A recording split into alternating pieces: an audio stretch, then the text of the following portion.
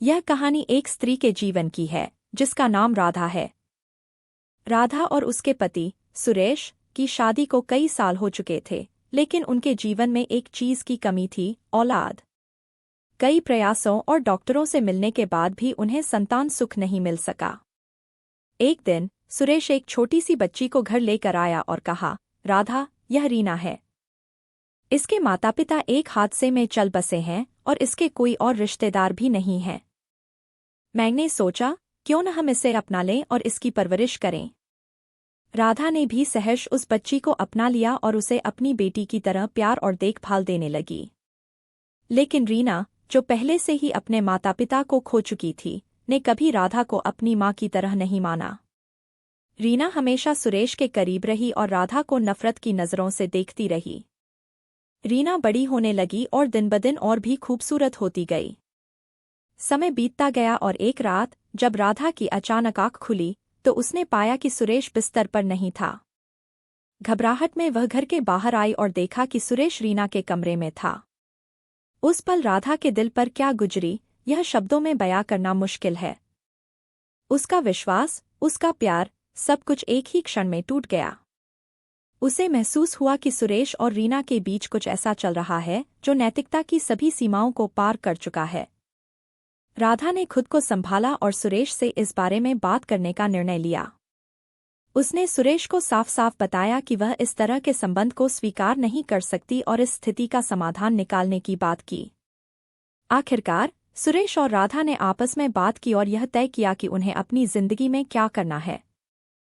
राधा ने अपनी आत्मसम्मान को बनाए रखा और एक नई शुरुआत की ओर कदम बढ़ाया, जहां उसे खुद पर गर्व हो और वह अपनी खुशी पा सके। कहानी का संदेश यही है कि आत्मसम्मान और आत्मस्वाभिमान के साथ जीना सबसे महत्वपूर्ण है। चाहे कितनी भी कठिनाइयां क्यों न आएं, हमेशा सही और नैतिकता के रास्ते पर चलना चाहिए। राधा का दिल टूट चुका था, लेकिन उसने हिम्मत नहीं हारी। उसने फैसला किया कि वह इस दर्द से उबर कर एक नई शुरुआत करेगी। उसने सुरेश से बात की और कहा, सुरेश, मैं तुम्हारे और रीना के बीच क्या चल रहा है, यह समझ चुकी हूँ। यह स्थिति हमारे रिश्ते के लिए ठीक नहीं है। मुझे अपने आत्मसम्मान को बनाए रखना है, इसलिए हमें अलग होने की जरूरत है। सुरेश ने राधा की बातों को ध्यान से सुना। वह समझ चुका था कि उसने बहुत बड़ी गलती की है और राधा को बहुत दर्द पहुंचाया है। उसने राधा से माफी मांगी और कहा, राधा, मुझे माफ कर दो। मैंने जो किया है वह गलत है और मुझे इसका पछतावा है। मैं तुम्हारे बिना नहीं जी सकता। राधा ने सुरेश की माफी को स्वीकार किया, लेकिन उसने अपनी स्वाभिमान और आत्मसम्मान को बनाए रखने के लिए अलग होने का फैसला किया। उसने कहा, सुरेश, मैं तुम्हें माफ करती हूँ, लेकिन मुझे खुद के लिए और अपनी आत्मा के लिए यह कदम उठाना होगा। मैं अब आगे बढ़ना चाहती हूँ। राधा ने अपने जीवन में एक नई शुरुआत की। उसने एक नया शहर चुना और वहां एक नई नौकरी शुरू की। उसने खुद को आत्मनिर्भर बनाया और अपनी जिंदगी को नए सिरे से शुरू किया। धीरे धीरे उसने अपने दर्द को पीछे छोड़ते हुए एक नया रास्ता चुना। वहीं दूसरी ओर सुरेश ने भी अपनी गलती का एहसास किया और खुद को सुधारने की कोशिश की। उसने रीना को अच्छे से परवरिश दी, लेकिन राधा के बिना उसका जीवन अधूरा ही रहा।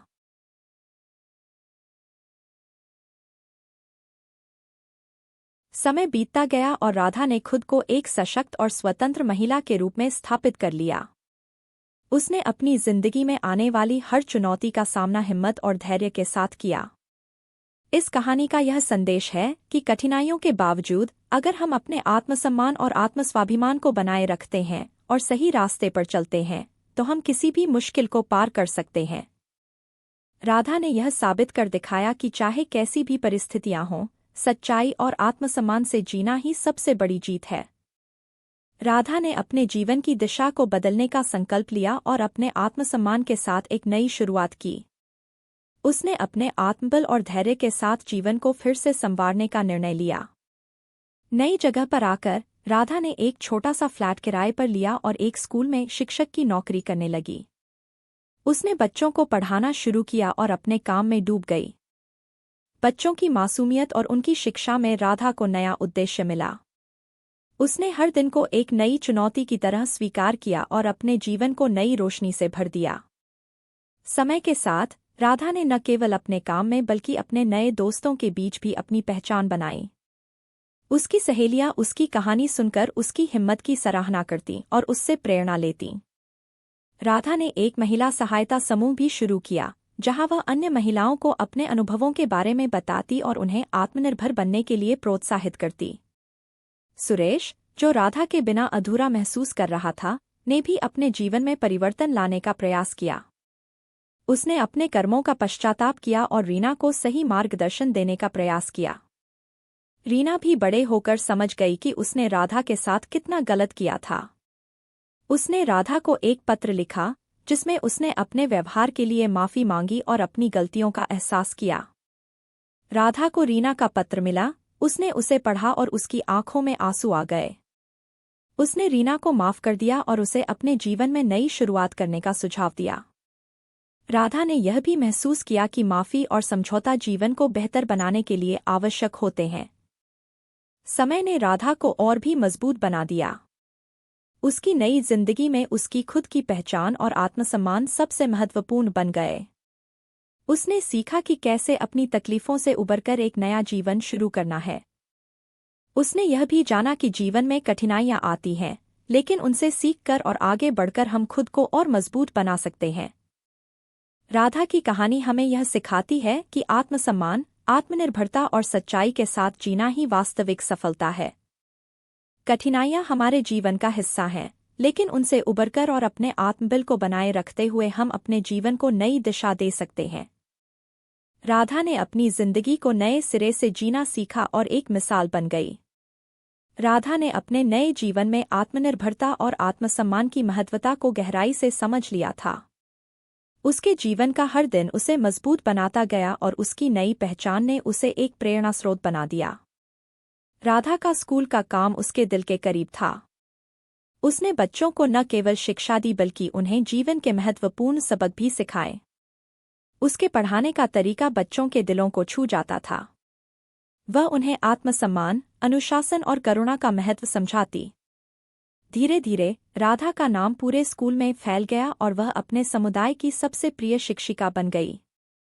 एक दिन स्कूल में एक नई पहल की घोषणा की गई, बच्चों के लिए विशेष कार्यशालाओं का आयोजन।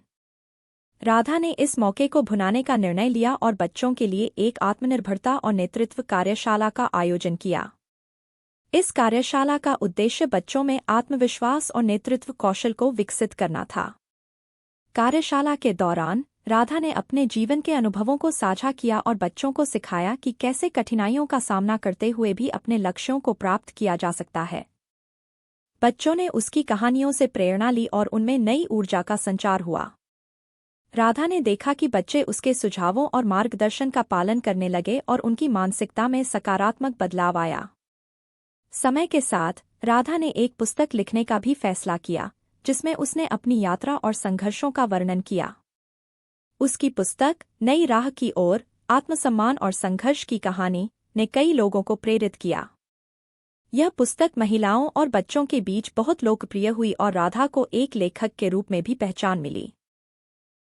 राधा ने समाज सेवा में भी सक्रिय भागीदारी की। उसने अपने शहर में एक महिला सहायता केंद्र की स्थापना की, जहां महिलाओं को शिक्षा, रोजगार और कानूनी सहायता प्रदान की जाती थी। इस केंद्र ने कई महिलाओं की जिंदगी बदल दी और उन्हें आत्मनिर्भर बनने में मदद की।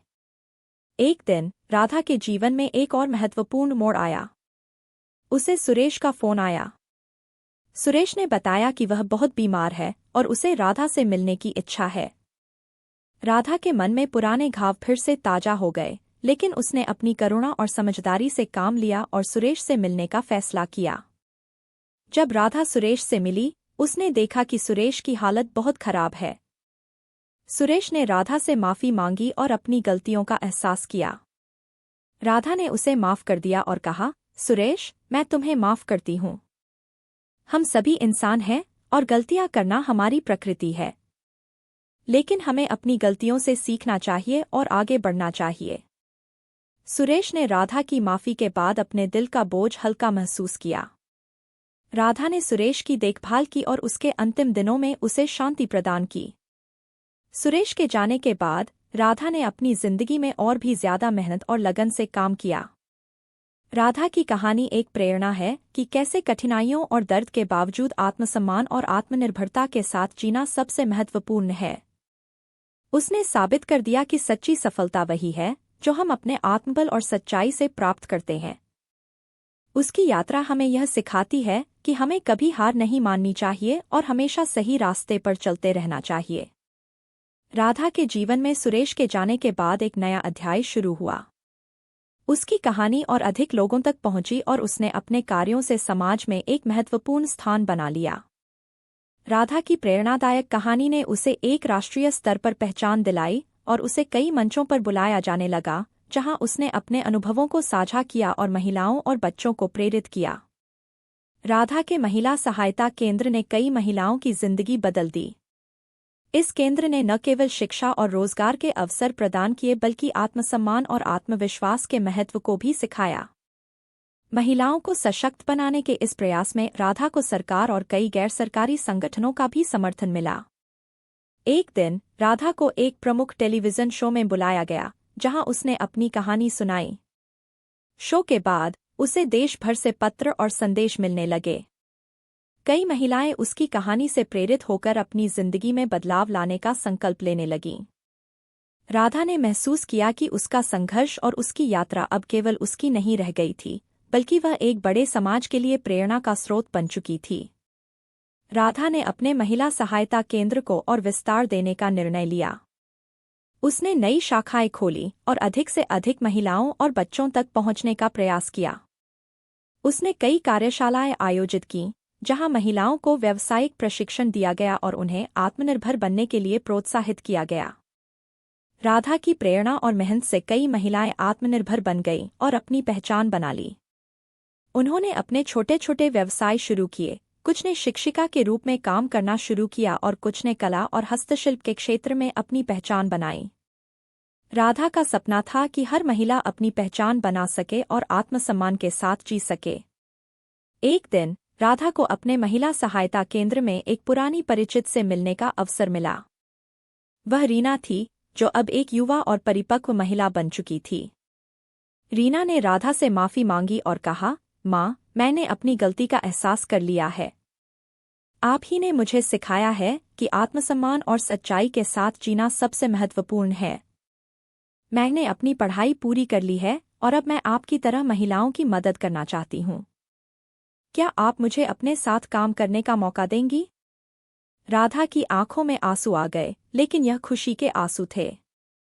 उसने रीना को गले लगाया और कहा, बेटा, मुझे तुम पर गर्व है। हम साथ मिलकर और भी ज्यादा महिलाओं की मदद कर सकेंगे। राधा और रीना ने मिलकर महिला सहायता केंद्र को नई ऊंचाइयों तक पहुंचाया।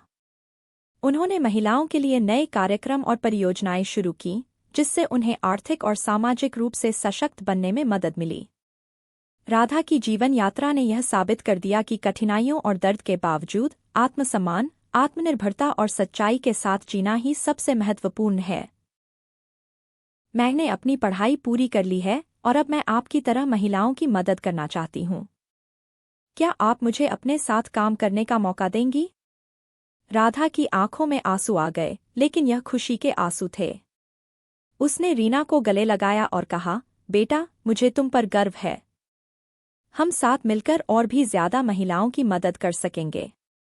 राधा और रीना ने मिलकर महिला सहायता केंद्र को नई ऊंचाइयों तक पहुंचाया। उन्होंने महिलाओं के लिए नए कार्यक्रम और परियोजनाएं शुरू कीं, जिससे उन्हें आर्थिक और सामाजिक रूप से सशक्त बनने में मदद मिली। राधा की जीवन यात्रा ने यह साबित कर दिया कि कठिनाइयों और दर्द के बावजूद आत्मसम्मान, आत्मनिर्भरता और सच्चाई के साथ जीना ही सबसे महत्वपूर्ण है। उसकी कहानी हमें यह सिखाती है कि यदि हम अपने आत्मबल पर विश्वास रखते हैं और सही मार्ग पर चलते हैं, तो हम किसी भी चुनौती को पार कर सकते हैं और अपने जीवन को नई दिशा दे सकते हैं। राधा की प्रेरणादायक कहानी हमेशा के लिए लोगों के दिलों में बसी रही और उसने समाज में एक अमिट छाप छोड़ी। उसका संघर्ष और उसकी सफलता आने वाली पीढ़ियों के लिए एक मिसाल बन गई, जिससे वे सीख सकें और अपने जीवन में आगे बढ़ सकें। राधा और रीना के एकजुट प्रयासों ने महिला सहायता केंद्र को एक मिसाल बना दिया। उनकी कार्यशालाएं और कार्यक्रम पूरे शहर में लोकप्रिय हो गए और अन्य शहरों से भी लोग उनके मॉडल को अपनाने के लिए आने लगे। केंद्र ने महिलाओं के जीवन में बदलाव लाने के लिए कई पहल की, जैसे कि सूक्ष्म ऋण, कानूनी सहायता और मानसिक स्वास्थ्य सेवाएं। एक दिन राधा को एक प्रमुख राष्ट्रीय सम्मान से सम्मानित करने की घोषणा की गई।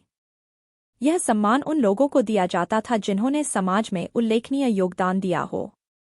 यह सम्मान प्राप्त करते समय राधा ने अपने भाषण में कहा, मैं यह सम्मान उन सभी महिलाओं को समर्पित करती हूं जो अपने आत्मसम्मान और आत्मनिर्भरता के लिए संघर्ष कर रही हैं। मेरी यात्रा केवल मेरी नहीं है, यह हम सभी की है। हमें एक दूसरे का समर्थन करना चाहिए और साथ मिलकर आगे बढ़ना चाहिए।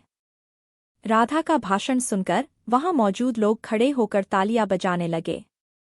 यह राधा की कड़ी मेहनत और समर्पण का फल था। उस सम्मान समारोह के बाद राधा के केंद्र को राष्ट्रीय स्तर पर मान्यता मिली और उसे कई पुरस्कार और वित्तीय सहायता मिली। इससे केंद्र को और भी अधिक विस्तार करने और अधिक महिलाओं तक पहुंचने में मदद मिली। रीना ने भी अपने जीवन में नया अध्याय शुरू किया। उसने राधा के साथ काम करने के साथ साथ उच्च शिक्षा प्राप्त की और सामाजिक कार्य में स्नातकोत्तर डिग्री प्राप्त की।